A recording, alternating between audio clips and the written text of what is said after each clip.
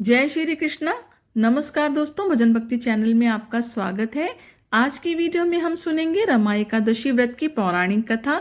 लेकिन वीडियो में आगे बढ़ने से पहले आप सभी से विनम्र निवेदन करती हूँ, जिन्होंने अभी तक मेरे चैनल को सब्सक्राइब नहीं किया तो कर लीजिए, क्योंकि मेरे चैनल पर सभी व्रत, त्योहार, उनसे संबंधित जानकारी, कथा और कहानी आपको वीडियो के माध्यम से आगे भी मिलती रहेगी। तो चलिए शुरू करते हैं रमा एकादशी की व्रत कथा। धर्मराज युधिष्ठिर कहने लगे कि हे भगवान, कार्तिक कृष्ण एकादशी का क्या नाम है, इसकी विधि क्या है, इसके करने से क्या फल मिलता है, सो आप विस्तार पूर्वक बताइए। भगवान श्री कृष्ण बोले कि कार्तिक कृष्ण पक्ष की एकादशी का नाम रमा है। यह बड़े बड़े पापों का नाश करने वाली है। इसका महात्म्य मैं तुम्हें कहता हूँ, ध्यान पूर्वक सुनो। हे राजन, प्राचीन काल में मुचुकुंद नाम का एक राजा था। इसकी इंद्र के साथ मित्रता थी और साथ ही यम, कुबेर, वरुण और विभीषण भी उसके मित्र थे।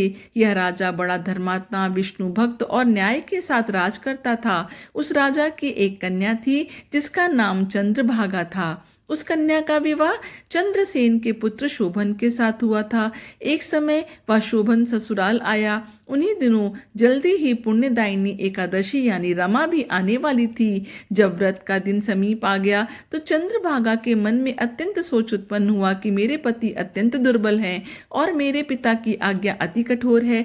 दशमी को राजा ने ढोल बजवाकर सारे राज्य में यह घोषणा करवा दी कि एकादशी का भोजन नहीं करना चाहिए। ढोल की घोषणा सुनते ही शोभन को अत्यंत चिंता हुई और अपनी पत्नी से कहा कि हे प्रिय, अब क्या करना चाहिए। मैं किसी भी प्रकार भी भूखा नहीं रह सकता। भूख मैं नहीं सहन कर सकूंगा। ऐसा उपाय बताओ कि जिससे मेरे प्राण बच सके, अन्यथा मेरे प्राण अवश्य चले जाएंगे।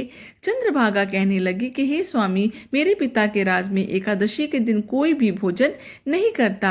हाथी, घोड़ा, ऊंट, बिल्ली, गौ आदि भी तृण, अन्न, जल आदि ग्रहण नहीं कर सकते। फिर मनुष्य का तो कहना ही क्या। यदि आप भोजन करना चाहते हैं तो किसी दूसरे स्थान पर चले जाइए, क्योंकि यदि आप यहीं रहना चाहते हैं तो आपको अवश्य व्रत करना पड़ेगा। ऐसा सुनकर शोभन कहने लगा कि हे प्रिय, मैं अवश्य व्रत करूंगा। जो भाग्य में होगा वह देखा जाएगा। इस प्रकार से विचार कर शोभन ने व्रत रख लिया और वह भूख व प्यास से अत्यंत पीड़ित होने लगा। जब सूर्य नारायण अस्त हो गए और रात्रि को जागरण का समय आया, जो वैष्णव को अत्यंत हर्ष देने वाला था, परंतु शोभन के लिए अत्यंत दुखदायी हुआ। प्रातःकाल होते शोभन के प्राण निकल गए। तब राजा ने सुगंधित काष्ठ से उसका दाह संस्कार करवाया, परंतु चंद्रभागा ने अपने पिता की आज्ञा से अपने शरीर को दग्ध नहीं किया और शोभन की अंत्येष्टि क्रिया के बाद अपने पिता के घर में ही रहने लगी। रमा एकादशी के प्रभाव से शोभन को मंदराचल पर्वत पर धन्य धान्य से युक्त तथा शत्रुओं से रहित एक सुंदर देवपुर प्राप्त हुआ।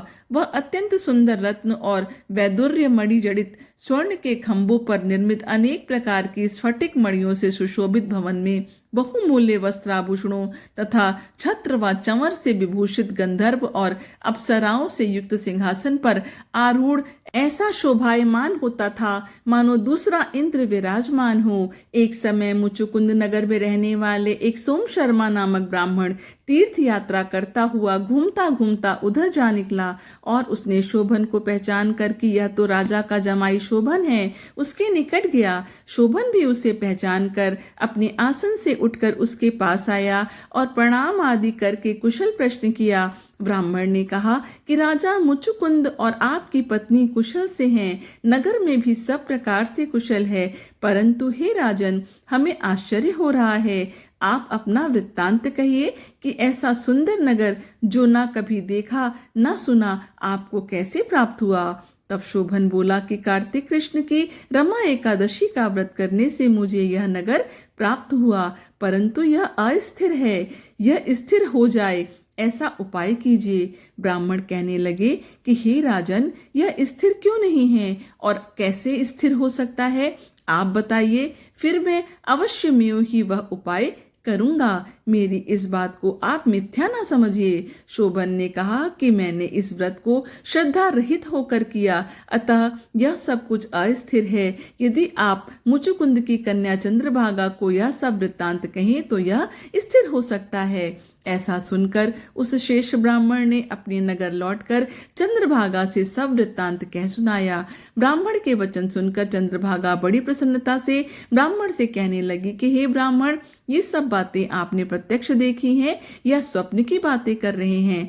ब्राह्मण कहने लगा कि हे पुत्री, मैंने महावन में तुम्हारे पति को प्रत्यक्ष देखा है, साथ ही किसी से विजय ना हो ऐसा देवताओं के नगर के समान उनका नगर भी देखा है। उन्होंने यह भी कहा कि यह स्थिर नहीं है, जिस प्रकार वह स्थिर रह सके सो उपाय करना चाहिए। चंद्रभागा कहने लगी कि हे विप्र, तुम मुझे वहां ले चलो। मुझे पतिदेव के दर्शन की तीव्र लालसा है। मैं अपने किए हुए पुण्य से उस नगर को स्थिर बना दूंगी। आप ऐसा कार्य कीजिए जिससे उनका हमारा संयोग हो, क्योंकि वियोगी को मिला देना महान पुण्य है। सोम शर्मा यह बात सुनकर चंद्रभागा को लेकर मंदराचल पर्वत के समीप वामदेव ऋषि के आश्रम पर गए। वामदेव जी ने सारी बातें सुनकर वेद मंत्रों के उच्चारण से चंद्रभागा का अभिषेक कर दिया। तब ऋषि के मंत्र के प्रभाव से और एकादशी के व्रत से चंद्रभागा का शरीर दिव्य हो गया और वह दिव्य गति को प्राप्त हुई। इसके बाद बड़ी प्रसन्नता के साथ अपने पति के निकट गई। अपनी प्रिय पत्नी को आते देखकर शोभन अति प्रसन्न हुआ और उसे बुलाकर अपनी बाईं तरफ बिठा लिया। चंद्रभागा कहने लगी कि हे प्राणनाथ, आप मेरे पुण्य को ग्रहण कीजिए। अपने पिता के घर जब मैं 8 वर्ष की थी तब से विधि पूर्वक एकादशी के व्रत को श्रद्धा पूर्वक करती आ रही हूँ। इस पुण्य के प्रताप से आपका यह नगर स्थिर हो जाएगा तथा समस्त कर्मों से युक्त होकर प्रलय के अंत तक रहेगा। इस प्रकार चंद्रभागा ने दिव्य आभूषणों और वस्त्रों से सुसज्जित होकर अपने पति के साथ आनंद पूर्वक रहने लगी। हे राजन, यह मैंने रमा एकादशी का महात्म कहा है। जो मनुष्य इस व्रत को करते हैं उनके ब्रह्म हत्या आदि समस्त पाप नष्ट हो जाते हैं। कृष्ण पक्ष और शुक्ल पक्ष दोनों की एकादशियां समान हैं, इसमें कोई भेदभाव नहीं है। दोनों समान फल देती हैं। जो मनुष्य इस महात्म्य को पढ़ते अथवा सुनते हैं वे समस्त पापों से छूटकर विष्णु लोक को प्राप्त होते हैं। तो प्रेम से बोलिए श्री हरि नारायण विष्णु भगवान की जय। आशा करती हूँ यह कथा आपको पसंद आई होगी।